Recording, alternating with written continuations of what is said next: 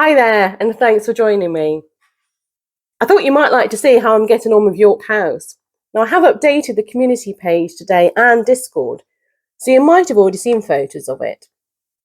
And my apologies if my voice is a little bit funny at the moment. I am getting over a cold at the moment, so please bear with me. Now, you might remember that the windows and the doors on the front of Yorke House were quite yellowing from the sun. And some of the panels over in this sort of conservatory unit were very yellow indeed, so they desperately needed to be repainted. So what I did is I took all the doors and the windows off the front of the house, and this was already in pieces anyhow, and I sprayed all of them white, and I used the air gun for that. Now, I've never used an air gun before, and that's one of the things I absolutely love with this hobby, is you get to use different techniques I've never used before. I've never used an air gun, I've never used a compressor, so it was a good opportunity to learn how to use one. And it gives this lovely flat, consistent sort of white paint over the doors and the conservatory and the windows and the conservatory panels. Now, most of the front of the house was just all white, and this was all white as well. I think these were grey, but the rest of it was just white. This bit at the bottom was already grey. But I felt as though I wanted a bit more colour to the front of the house. So I painted the upright struts grey, painted these grey, and added a little bit of grey up here as well, and the gold to give a little bit of bling, because I am a magpie and I just love gold and sparkly things. So I had a little bit of grey here, and then I added the grey to the lintels on the windows and the door, and a little bit of gold as well to add to that whole gold effect. Now, originally I was just going to do the front door grey as well, but it ended up just being too grey. It was a little bit like 50 Shades of Grey. So I add a little bit of colour. So the front door is this lovely sort of pinky red colour, and I've also used this pinky red colour here just to add to the consistency of the colour throughout. Now, the windows are front and back as well, so you've got a window at the front and you've also got one inside, and I've replaced the acetate there as well for the glass. Now, one of the things I'm quite chuffed with is how this has turned out. Now, initially it looked like you could just slot it all in and it was going to be quite an easy task. Yeah, it wasn't. Basically, here at the top of these units here, these panels here, there's slots that go into like the roof bit. And you'd imagine these slots would all line up. Yeah, they don't. And these wooden struts here were way too long, so there's no way I think this unit could have ever really fitted together properly. I think it had sort of been sort of tacked together and it was always a little bit wobbly perhaps. So what I had to do is I had to basically shave down all these wooden struts so they were the right height.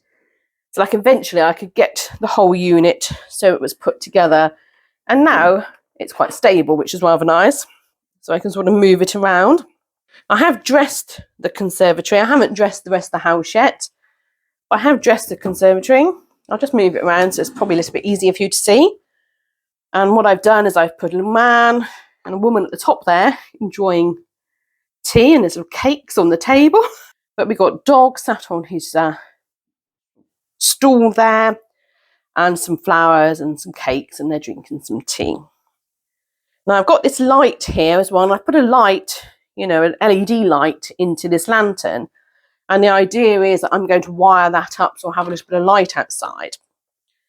Now, the one thing I hadn't really thought about when I was doing it, because you get to the stage where you can't think about everything, can you, is that that's going to be wired into the unit that's going to be in the main house. So I'm going to have to glue that unit onto the main house, because if I try and keep it separate, every time I move it, it's going to pull the lighting. The other thing I'll need to do perhaps is have that with its own power source, but I didn't really want to do that. So I'm going to have a little think about that, because that's sort of scuppered my plans a little bit. And we've also got little stairs leading out to the garden. Now, anyone who's watched my Christmas video might recognise these flowers, these plants, and they were a Christmas present from my brother, and they work rather lovely on this conservatory unit. And in the bottom of the conservatory as well, I had this beautiful piano that came with the furniture that came with this house. And I really wanted to use the piano, but there just isn't enough room in the house. It looks like it's a big house, but by the time you put the furniture in it, there isn't that much room really. It's like a real house, isn't it? You never got enough space. I thought, what a wonderful idea to use it out here. So at the bottom, we've got a man playing on the piano, and there's a little black Labrador watching him play. And we've got a statue bust here and a little chair as well. And I thought that worked rather lovely. So we'll have to just pretend that they live in a country where they don't have too much rain. And you could have a piano out there like that. Perhaps having a garden party or something. And they've got the piano there for the event. So as I say, I am a bit of a magpie, and I do like gold. There's no glitter yet, but there is gold. These balconies were metal to begin with, and they were sort of like a brown metal.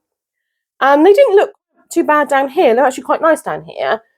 But up here, the metal just sort of disappeared into the house, I felt. You couldn't really see it very clearly.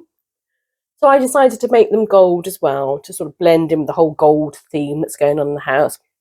And then I made the stairs at the front of the house the same gold as well, to sort of blend in. Now, don't worry about the roof. We do have a roof. It's over here. I'll just grab it. So we do have the roof here, which will be reattached. I'll need to find a way of getting that so I can hinge it so it stays open. But it was just kind of getting in the way because I was doing quite a lot of work on the electrics in this room. So I thought I'd take it off just for now so it didn't get damaged. Now, talking of electrics, anyone who's watched my previous videos will know that I like to wire things up into the house. And this house already has quite a lot of wiring already in it. It's already got ceiling lights in most of the rooms, just not the kitchen because that one was broken. So I've had to take it out and rewire it. I'm right in saying this one here is the kitchen, so that light there was broken, so I've had to take that one out. But the rest of it has got ceiling lights already in it, which is rather lovely. But in addition to those ceiling lights, I'm also going to put some extra lights into the house. So I've done quite a bit of work on the lighting already. I've got the fireplace already lit up. So it's got lights in the fireplace, and I've made some coals to go in the fireplace there. That's going to go into the lounge. I've got the hearth here, which I've put some lights into, just the top one for now, but they're going to shine through to the hob on the top, which will be rather nice. I've also got this one here, which I'm guessing is some sort of water boiler, but I thought that might look quite nice in the kitchen as well, and that's got a light in there. It's got a very cute little door there that opens up. I absolutely love that. So I thought I'd put a light in there, so that'd be quite nice. This is the ceiling light that came from the kitchen that I just rewired. As I say, it was broken, had a broken wire, so I had to rewire that one so that will hang off the ceiling. I've got these lamps here, which will go in, I think I decided the bedroom and the study they'll go into. I've got this one here, which I think I'm going to use in the lounge stroke dining room. It's a little bit modern lamp for the house. I'm not 100% sure about that one. I'll have a look play and see whether or not I'm going to use it. And then this was, you know, like with wine glasses, you sometimes get wine glass charms, so you know whose wine glass belongs to whom. These had sort of charm hoops on the end, and they were sold as like a wine glass charm set. But they obviously, they look a little bit like a Christmas bauble, don't they? But I thought they were quite pretty. So I decided to put a light into there. So there is an LED light in there. And I thought that I might look a little bit like a child's bedroom lamp to go into the bedroom. Now, it's a little bit modern for the style house, but I think we can probably get away with it. And when I sort of laid out the room beforehand, it looked quite nice in there. So hopefully that'll work. Now you can see we've already got some wires here coming out the back of the wall. They are wires that are already in place for the ceiling lights. And then what I'll do is I'll put all the other lights into the house and channel the wires at the back of the house and have them come out here as well, so they can all get wired in together. And then they're going to get wired into this little circuit board here that I've already made. So I've done quite a lot of work on the electrics already. I just need to wire it all up. I didn't want to do that until I'd finished painting the outside of the house because I needed to move the house around quite a lot to do that. So I've already got the circuit board all ready for everything to get wired into.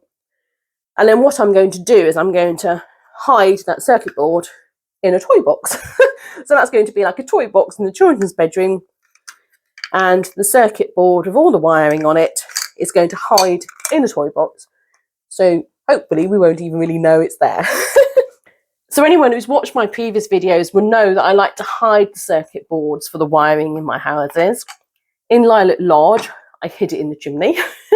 And in Littlesea Villa, which was the first Dollshouse I did, we built like a little coal bunker on the back of the house where the wiring goes into there.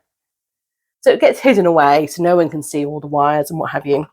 I'm hoping the toy box will work quite nicely for this house. Well, I hope you've enjoyed seeing how I'm getting on with Yorke House.